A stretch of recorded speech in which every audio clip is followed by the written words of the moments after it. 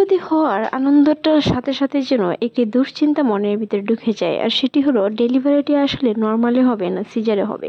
Normal ডেলিভারির জন্য অনেকেরই ইচ্ছে থাকলেও বেশিরভাগ সময় ভয়ের কারণেই সিজার সেকশনে যেতে হয়। তবে মনে রাখবেন, ভয় কোনো কারণ নেই, যদি ইচ্ছে থাকে সবকিছু হয়। আসলে ইচ্ছে বা ধৈর্য শক্তিটাই সবচেয়ে বড়। একজন নর্মাল ডেলিভারির রোগী যত তাড়াতাড়ি সুস্থ হয়, একজন সিজারিয়ান মা সারা জীবন কষ্ট করেও সেই সুস্থতা লাভ করতে পারে না। তাই যদি আপনার সাহস এবং ধৈর্য শক্তিটা থাকে তাহলে নর্মাল ডেলিভারি অবশ্যই সম্ভব।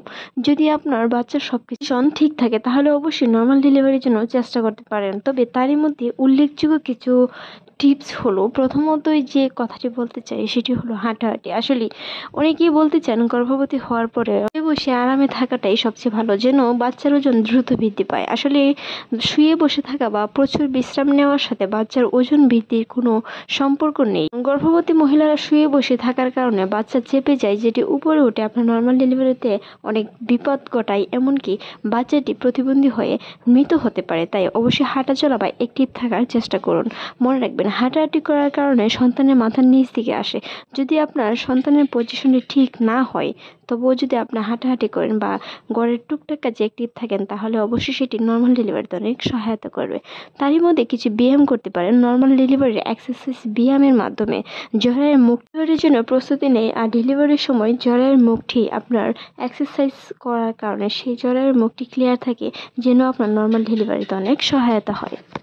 ধরনের শুরু থেকে কিছু ব্যথা হতে পারে, শরীরের বিভিন্ন জায়গায় বিভিন্ন ধরনের ব্যথা হয়, সেটি সন্তান প্রসবের পর আবার চলে যায়। তবে মনে রাখবেন, কোনো কিছুতে ছেঁক নিতে যাবে না, অ্যান্টিবায়োটিক ওষুধ খেতে যাবে না, যেটি আপনার গর্ভপাত পর্যন্ত ঘটাতে পারে, এমনকি নর্মাল ডেলিভারিতে অনেক বিপদ আনতে পারে। তারই মধ্যে আরও কিছু উল্লেখযোগ্য এর মাধ্যমে নর্মাল ডেলিভারিতে অনেক সহায়তা করে। তারই মধ্যে একটি হলো দই।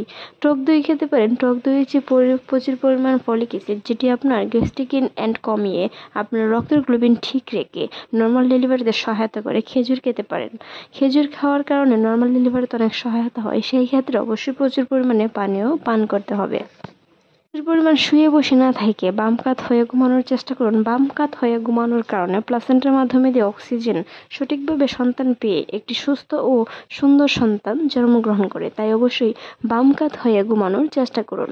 নড়াচড়া ঠিক রাখার চেষ্টা করুন। সন্তানের নড়াচড়া ঘোরার চেষ্টা করুন। একটি সুস্থ সন্তান দিনে অন্ততপক্ষে 10-12 বেশি নড়াচড়া করে, তাই সন্তানের নড়াচড়াটা খেয়াল রাখা খুবই জরুরি। সুস্থ যদি সন্তান থাকে তাহলে সেটি নর্মালি হোক কিংবা সিজারে হোক, সেটি আসলে কোনো বিষয় নয়। তবে সুস্থ সন্তানই সবচেয়ে কাম্য। সন্তানের ওজন দ্রুত বৃদ্ধি করতে কিংবা আনম্যাচিউর সন্তান জন্মগ্রহণ যেন না করে, সেই ক্ষেত্রে কি কি করণীয় গর্ভবতী মায়েদের, তা নিয়ে আমাদের চ্যানেলে অসংখ্য ভিডিও আছে, ভিজিট করে আসতে পারেন। নর্মাল টয়লেট ব্যবহার করার চেষ্টা করুন, যেটি নর্মাল ডেলিভারিতে সহায়তা করে। সেই সাথে হাঁটাহাঁটি করুন। অন্ততপক্ষে সকাল এবং বিকেলে 30 মিনিট করে হাঁটাহাঁটি করার চেষ্টা করুন। এমনকি রাতে অন্ততপক্ষে 8 ঘন্টারও বেশি সময় ঘুমানোর চেষ্টা করুন, যেটি আপনার সন্তানের ওজন দ্রুত বাড়াবে। এমনকি দিনে অন্ততপক্ষে 2 ঘন্টা ঘুমানোর চেষ্টা করুন। ডেলিভারি এরকম কোনো বিষয় নেই হুট করে তীব্র ব্যথা হয়ে যায়, পিন ব্যথা হয়ে ব্যথাটা তীব্র হয়। তাই অবশ্যই সেইগুলো নিয়ে দুশ্চিন্তা করার কোনো কারণ নেই। চিন্তিত হবেন না, সাহস রাখেন। সাহস রাখার কারণে নর্মাল ডেলিভারিতে অনেক সহায়তা হয়। চিন্তিত না হয়ে অবশ্যই হসপিটালে থেকে যে বিশেষজ্ঞকে দেখিয়েছেন তার সাথে যোগাযোগ রাখার চেষ্টা করুন। বাড়িতে বসে থাকবেন না।